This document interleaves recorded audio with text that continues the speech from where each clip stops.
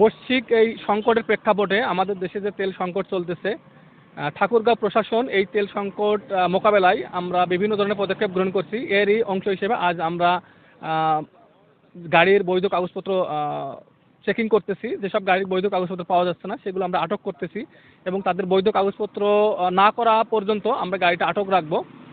এখন পর্যন্ত আমরা অনেকগুলো গাড়ির কাগজপত্র পেয়েছি, কিছু কিছু গাড়ির কাগজপত্র পাইনি, সেগুলো আমরা আটক করছি। ধন্যবাদ।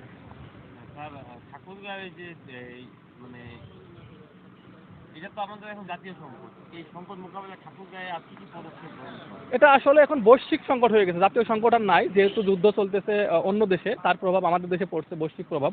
এর প্রেক্ষাপটে আমরা তেল সংকট যেন না হয় এবং তেল যেন সুষ্ঠুভাবে বিতরণ হয়, আমরা প্রতিদিন ঠাকুরগাঁও যে পাম্পগুলোতে তেল বিতরণ হয় আমরা ম্যাজিস্ট্রেট নিয়োগ হয়, পুলিশ নিয়োগ হয়, আমরা সুষ্ঠুভাবে সুশৃঙ্খলভাবে যেন তেল বিতরণ হয়। ফুয়েল কার্ড ছাড়া আমরা যে আপনারা ইতিমধ্যে জেনে থাকবেন যে ঠাকুরগাঁও জেলা প্রশাসন থেকে ফুয়েল কার্ডের ব্যবস্থা করা হয়েছে।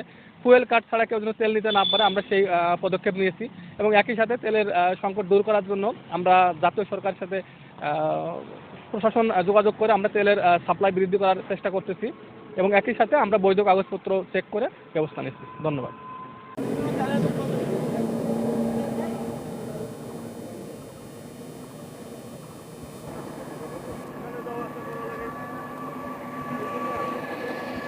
এই গাড়িটা কার হেফাজতে নিচ্ছেন? আমি কত নিচ্ছেন?